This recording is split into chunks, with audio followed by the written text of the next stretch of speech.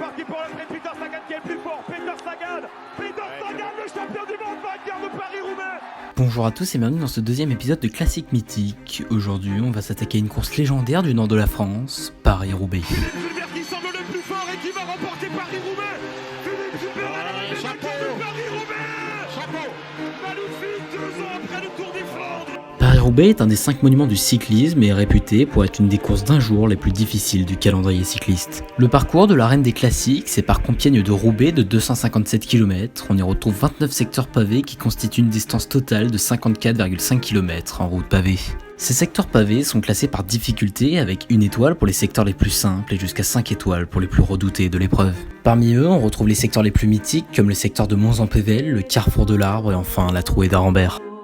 La première édition de l'Enfer du Nord est organisée en 1896 par Théodore Vienne, le créateur du Vélodrome de Roubaix, et elle sépara Paris de Roubaix sur une distance de 280 km. L'Allemand Joseph Fischer sera le premier vainqueur de ce monument du cyclisme en gagnant avec plus de 25 minutes d'avance sur le deuxième, Charles Meyer.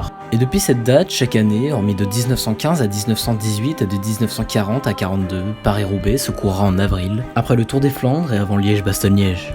Pendant la course, si le temps est pluvieux, les secteurs pavés maculent les coureurs debout, tandis qu'avec un climat ensoleillé, c'est la poussière qui salit les cyclistes. Les 60 premières éditions de Paris-Roubaix présentaient chaque année un parcours assez similaire avec un départ fixé à Paris ou sa banlieue, et qui sillonnait à travers le nord de la France en passant par Amiens et Arras pour finalement s'achever sur le Vélodrome de Roubaix. Les toutes premières éditions étaient même vallonnées avec quelques côtes présentes sur le parcours, comme la côte de Doulan dans la Somme.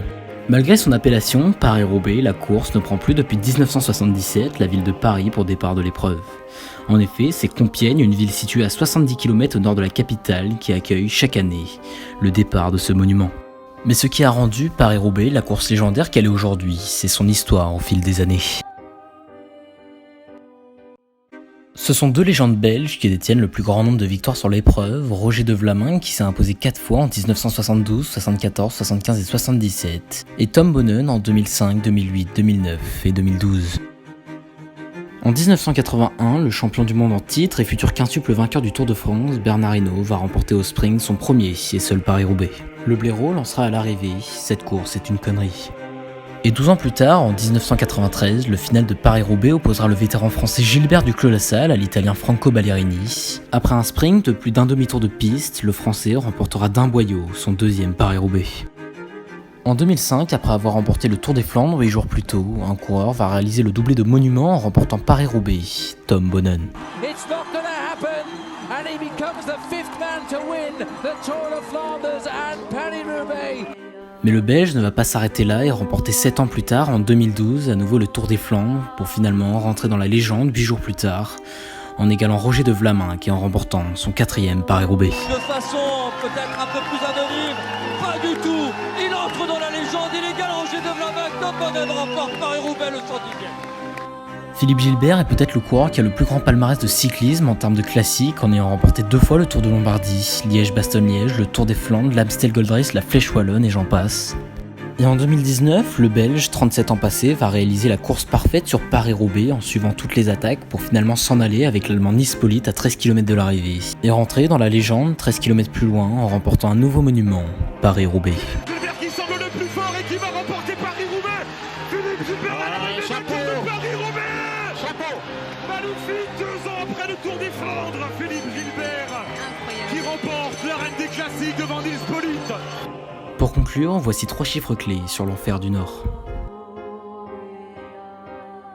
30,1 km/h, c'est la moyenne de course enregistrée sur le premier Paris-Roubaix en 1896. 3700 mètres, c'est la longueur du secteur pavé le plus long de la course, un secteur au nom de John Degenkolb, vainqueur de Paris-Roubaix en 2015.